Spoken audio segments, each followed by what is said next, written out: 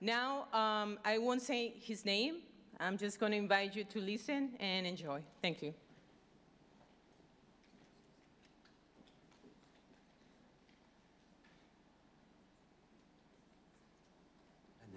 Renferme un patrimoine sonore unique. Je parcours le monde dans les sites classés par l'UNESCO au patrimoine mondial de l'humanité. Je suis chasseur de sons, musicien de la nature.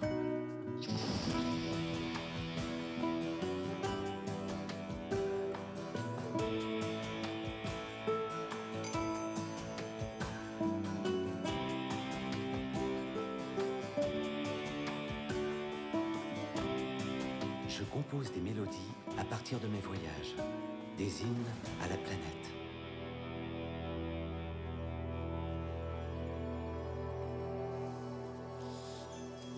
Bonjour à vous tous et à vous toutes. Merci. Je suis ravi d'être avec vous. Merci de m'accueillir dans ce magnifique forum qui est comme un magnifique témoignage de la diversité et du partage du cœur. La vie, eh bien, la vie offre des cadeaux qu'il faut savoir saisir. Et il y en a un que j'affectionne tout particulièrement, eh bien, c'est celui de la rencontre de l'autre dans toute sa diversité, dans toute sa richesse intérieure. Et c'est pour ça qu'aujourd'hui, je suis heureux de vous rencontrer tout simplement parce que ça va nous créer un lien.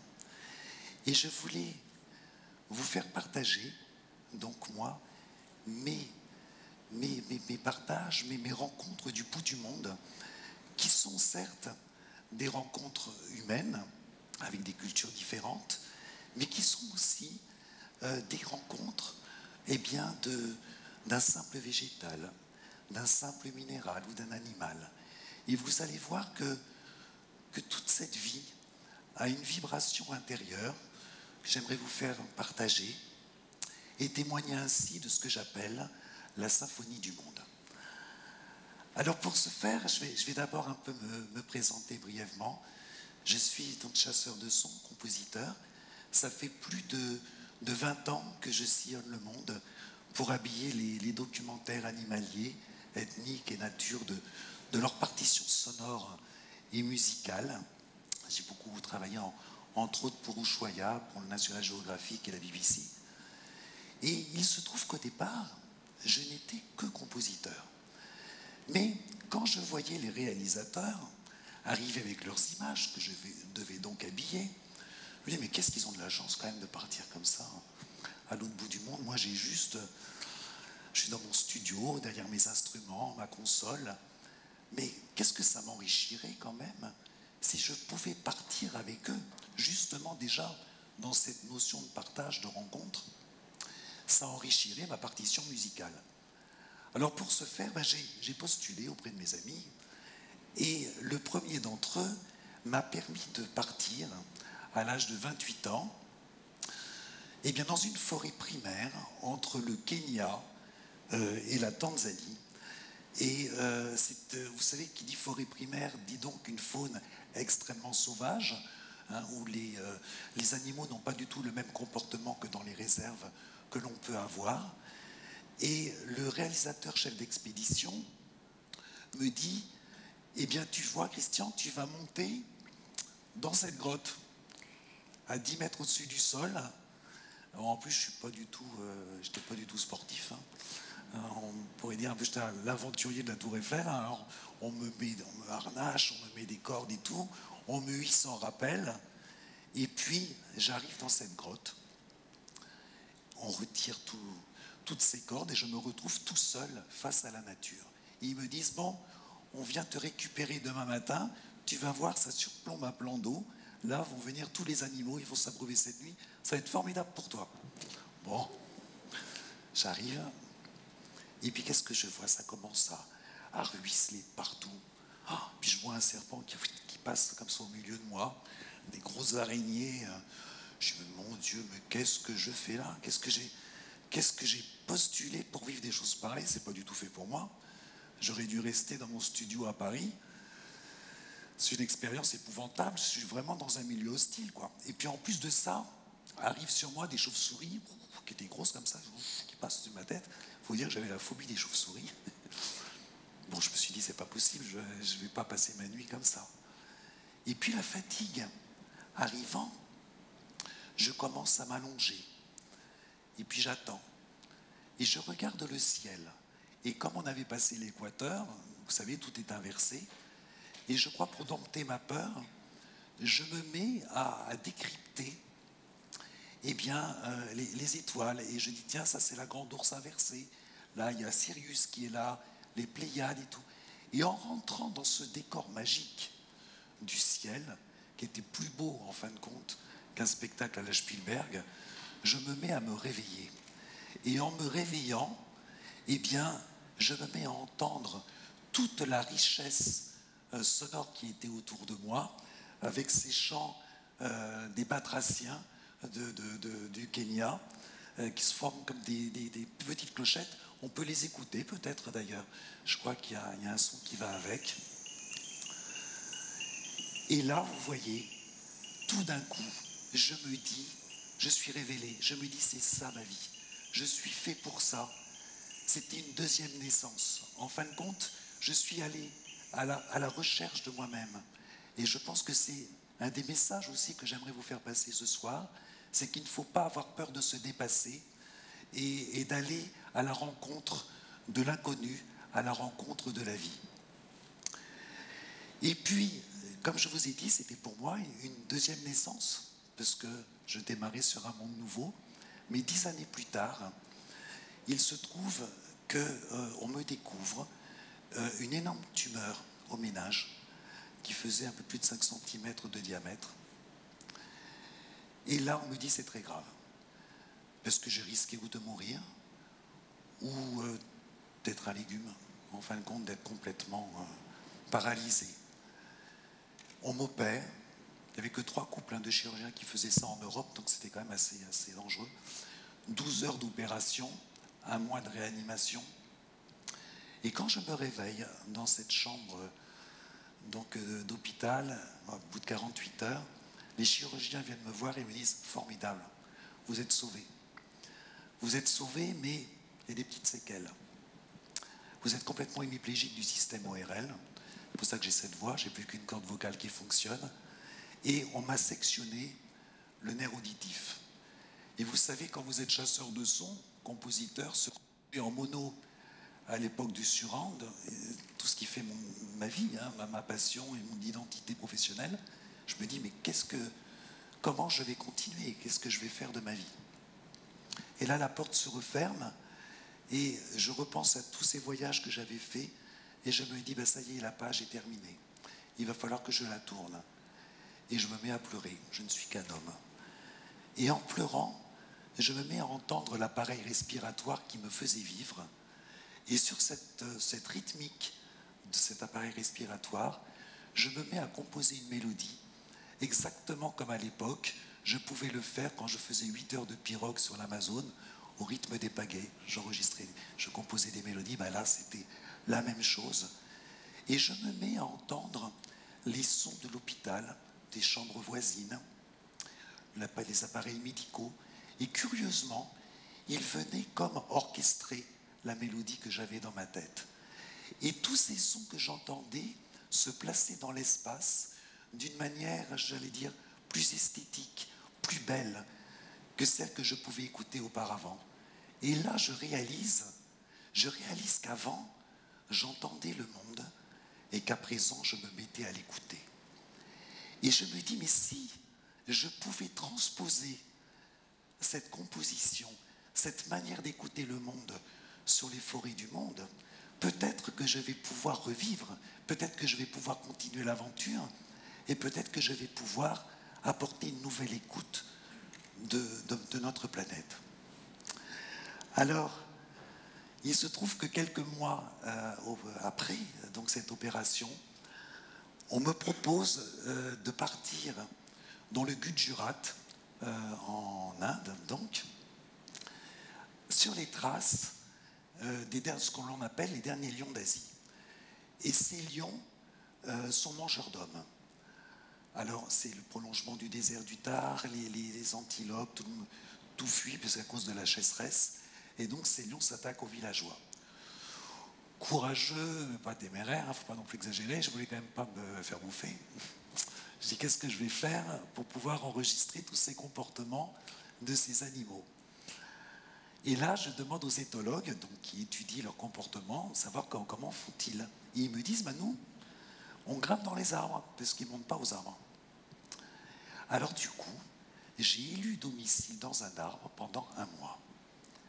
Et en dormant dans mon arbre, parce que j'ai donc une oreille qui est bien saine, l'on n'entend plus rien, comme un oreiller, je me mets à entendre comme une sorte de cathédrale de bois sonore, comme si des milliers de petits grelots s'animaient. Et je réalise que j'entendais l'arbre dans sa vibration intérieure, dans son âme sonore. Et c'était un son que je n'avais jamais entendu auparavant et que j'avais jamais pu enregistrer. Alors, j'essaye quand même d'enregistrer ce que j'entendais, je mets mes micros sur la branche, je les mets avec un gaffeur, vous savez, ce scotch. Impossible d'enregistrer mon arbre. Alors, pour le coup, j'étais quand même un peu déçu en tant qu'ingénieur du son de ne pas réussir à capter ce que j'entendais. Et c'est en rentrant en France que j'ai mis, au bout de 6 mois, j'ai trouvé la technique en couplant des stéthoscopes médicaux, des capteurs qu'on utilise aussi pour les instruments à cordes, des micros dont j'ai boosté l'impédance. Et tout cela m'a permis de rentrer au cœur de la matière, qu'elle soit minérale, végétale, animale. Et du coup, c'est comme si votre oreille est donc au cœur d'un arbre, au cœur d'une pierre, au cœur du monde animal. Et ça a apporté pour moi une révolution, parce que j'étais en train d'apporter une nouvelle écoute de notre monde vivant et de notre planète. On pourrait peut-être écouter le chant de l'arbre.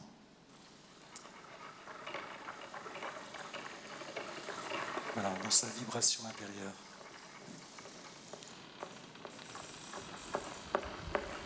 Vous voyez, quand on se balade en forêt, on n'entend pas forcément ça.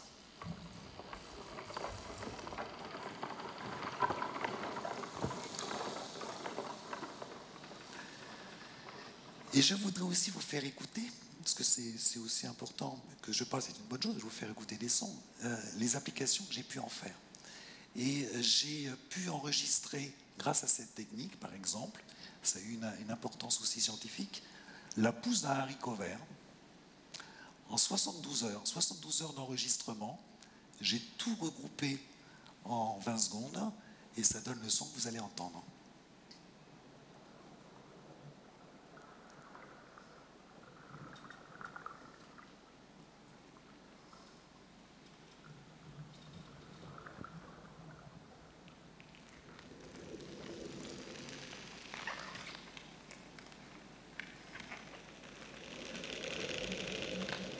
C'est la vie du végétal, c'est ça qui m'intéresse, c'est qu'on est dans une notion d'écoute de la vie. Et puis j'ai pu aussi enregistrer, par exemple, des termites mâles qui font 6 mm de dimension. Et c'est drôle parce qu'ils se frappent l'abdomen exactement comme les gorilles de montagne peuvent le faire en cri d'alarme, sauf que bien sûr c'est inaudible pour nos oreilles, mais grâce à mes capteurs, on peut révéler ce chant que l'on peut écouter également.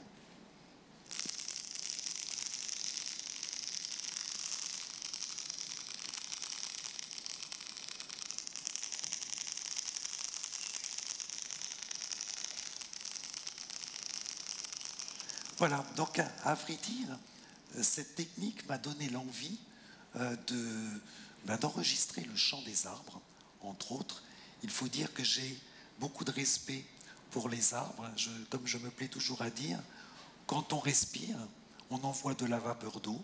De cette vapeur d'eau, se créent les nuages. Des nuages se crée la pluie. Et la pluie va alimenter les rivières. Et la rivière va alimenter les végétaux et les arbres. Donc quand j'enregistre un arbre, j'enregistre un peu un ancêtre. Et c'est pour ça qu'avant chaque enregistrement, je demande toujours, au fond de moi-même, une autorisation. Et dans les rêves, c'est là où j'ai pu encore aller au bout de mes rêves, je voulais aller à la rencontre des baobabs.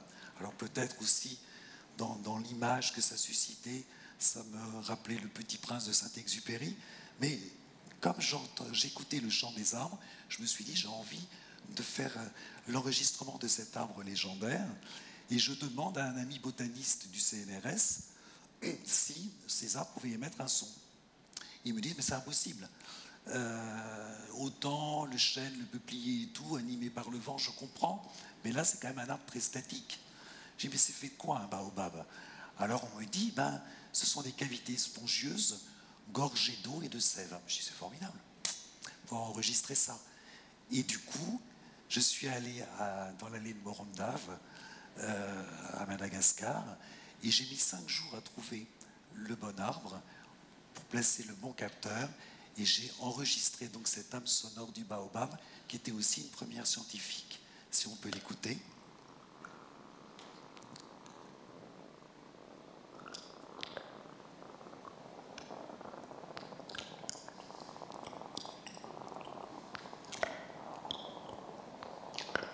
Voilà, et vous voyez sur la photo qu'il y a en bas, ce que j'aime, c'est que, outre le travail que je peux faire, le plaisir que je me procure, j'aime ces moments de partage avec les villageois, avec les gens qui passent. Voilà, il y avait 2 enfants qui passaient, et je leur ai fait écouter leur arbre. Ils passaient tous les jours à côté de celui-ci, ils ne l'avaient jamais entendu, et donc il y avait un émerveillement qui était pour moi un moment de partage vraiment merveilleux. Et puis, à partir de cette technique et à partir de cette passion qui évoluait, je me suis mis, en étant justement à Madagascar, eh bien, à transformer la nature en instrument de musique. Et notamment dans les Tsignes de Madagascar, que l'on peut découvrir là, il y a une forêt de pierre qui fait des stalagmites de calcaire qui font plus de 60 mètres de hauteur et qui forment des lames de calcaire. Et j'ai pu accorder ces lames avec de l'eau. Plus je mettais de l'eau, plus le calcaire s'alourdissait. Et une fois que les notes, que le calcaire était accordé, je me mettais à jouer.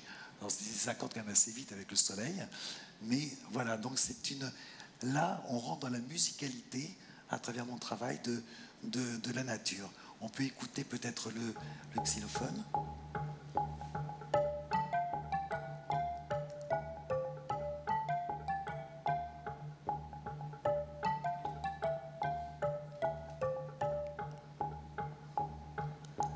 Voilà. Je voudrais vous faire écouter aussi, brièvement, le violon végétal. Alors le violon végétal, c'est des racines que je prends avec un archet de violoncelle ou de banshee, et je me mets à faire vibrer donc la racine en elle-même. Et moi qui ne peux plus chanter, justement parce que je n'ai qu'une corde vocale, c'était un moyen, un prolongement de faire chanter le monde qui m'entoure.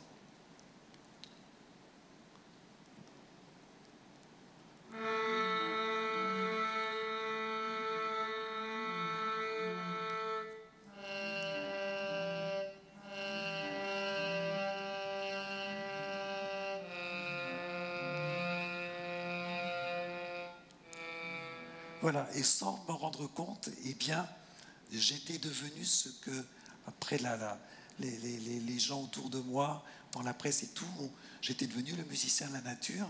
Il faut dire qu'à l'époque, donc quand j'étais dans les Tsignes, il y avait l'agence Gamma qui était de passage avec le National Geographic, et on m'a demandé l'autorisation d'être dans un documentaire et de faire un reportage photo. Et donc le miracle est arrivé. Vous voyez, après cette opération, j'avais un renouveau total dans ma vie de passion qui était bien présente. Et grâce justement à ces reportages, eh bien, l'UNESCO s'est intéressé à moi de manière à ce que je revalorise le patrimoine mondial justement à travers mes parcours sonores, puisque je raconte l'histoire d'un pays, d'une culture à travers le son. Et ils m'ont demandé, pour le 60e anniversaire de l'UNESCO, de faire tout un travail sur les temples d'Angkor. Alors pour moi, c'était vraiment assez magique, parce que déjà les temples en eux-mêmes sont portés de tellement de belles histoires. Mais dans les temples d'Angkor, en particulier au temple du Taprom, la végétation enchevêtre la pierre. Donc il y a un rapport nature-culture que j'ai démontré dans un album que j'ai composé. Et je voulais vous faire, là c'est quand je fais chanter les gens, je voulais vous faire écouter à la fois la musicalité de ce que j'ai pu entendre au Cambodge, par les sons naturels, comme la cigale cambodgienne. C'est vraiment, on dirait un harmonica sorti tout droit des films de Sergio Leone. Et c'est pas retravaillé, hein, c'est vraiment le son.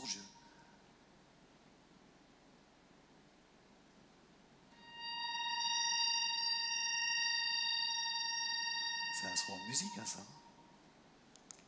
Voilà, et alors on va écouter juste le début d'une lyre végétale. Donc je donne des tensions sur les racines, sur les lianes, que je fais résonner sur la pierre, et ça donne aussi un instrument de musique, la lyre végétale.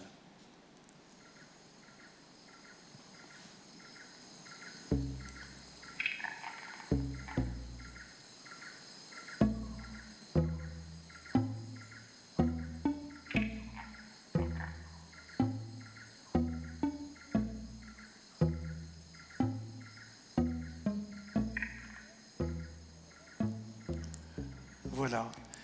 Et ça m'a donné l'envie, toujours d'aller encore plus loin, et d'enregistrer cette fois la pulsation de la préhistoire. Et j'ai voulu aller à Komodo pour enregistrer donc le chœur des Varans. Ça n'avait jamais été fait. Et c'est vraiment émouvant parce que vous allez voir, c'est un son très, très lourd, très chargé de millénaires. On peut peut-être l'écouter.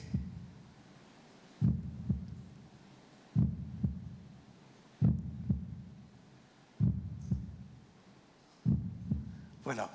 Et ce que je voulais vous dire par rapport à ce travail que j'ai pu faire à Komodo, c'est que quand je suis arrivé là-bas, eh bien, je me suis fait accueillir par un petit garçon de 11 ans.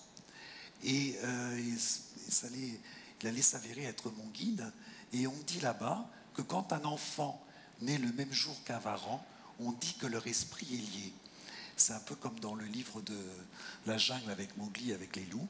Et donc cet enfant m'a permis d'approcher quand même ces animaux qui font plus de 3,50 m de long, qui vous coursent à 35 km/h, qui tuent un buffle d'un coup de queue, donc c'est quand même pas évident. Et c'était incroyable de voir ce petit gamin gambader justement au milieu de ces animaux, comme si c'était ses propres amis, sa propre famille. Et puis, tous les deux, voilà, quand il m'accueille sur le pont, il me fait découvrir sa planète. Il me fait découvrir son île, qu'il sillonne depuis 11 ans. Il faut dire en plus que c'est une région du monde qui est vraiment isolée, vraiment dans un état de pauvreté énorme, parce que nous appelons la pauvreté, parce qu'ils sont quand même, ils sont heureux, mais ils ont un mode de vie très très en phase avec la nature, et c'est pour moi quand même un peuple qui reste très heureux, très ouvert. On parle toujours de la pauvreté, elle est toujours en fonction de ce que d'autres peuvent avoir. Eux, coupés du monde, ils sont heureux. Mais il me fait découvrir toute la richesse de la faune et de la flore, le chant des cacatoès, des perroquets. Il me fait découvrir le son de tous les animaux qui l'entouraient. Et moi, je lui fais écouter ma vision sonore de sa planète. Alors, on foule ensemble des champignons, je lui fais écouter le son des champignons, je lui fais écouter le réveil des lichens qu'il y a dans ces forêts, sous la rosée, sous les assauts du soleil, avec la rosée du matin. On peut peut-être les écouter, je crois que je les avais mis.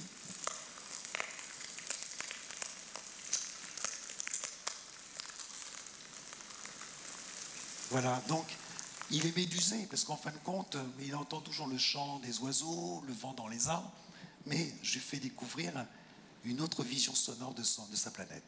Et on arrive, au bout de notre parcours, sur un magnifique cactus, avec des grosses épines comme ça. Alors comme je suis curieux de nature, je me dis, bon ben, je vais essayer de jouer dessus, et en appuyant sur une des épines, je trouve que ça fait du son, ça fait une note, et une belle note en plus. Je me dis, mais vu le nombre d'épines qu'il peut y avoir sur le cactus, je dois avoir toutes les notes. Donc en les repérant, je recrée à nouveau ma gamme et je me mets à composer, à jouer du cactus. Et on va peut-être écouter la séquence Je cherche.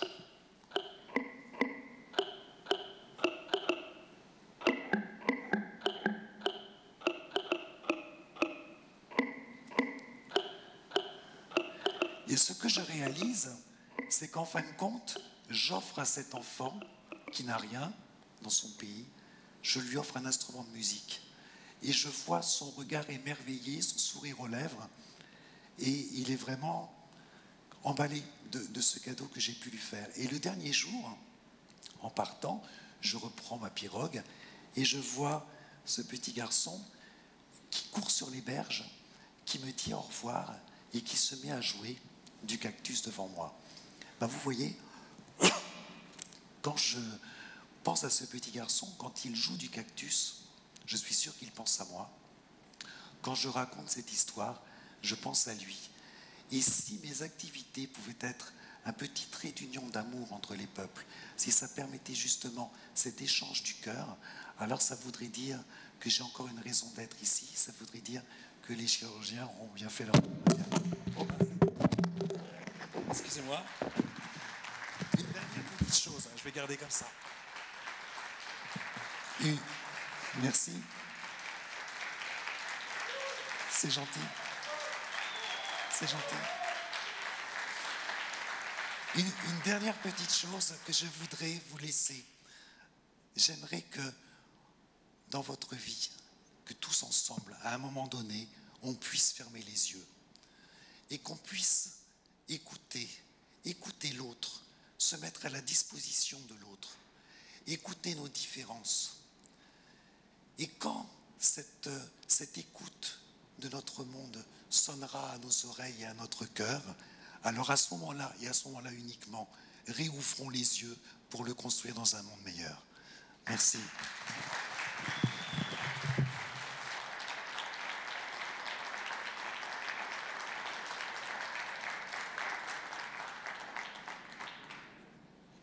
On joue sur les lames de calcaire, ça fait des notes, on les repère, et après tu peux transformer ça comme un xylophone de pierre. Je vais interpréter ton morceau avec ma valise. Ouais, bon alors on y va. Je commence la rythmique, et puis tu me suis ?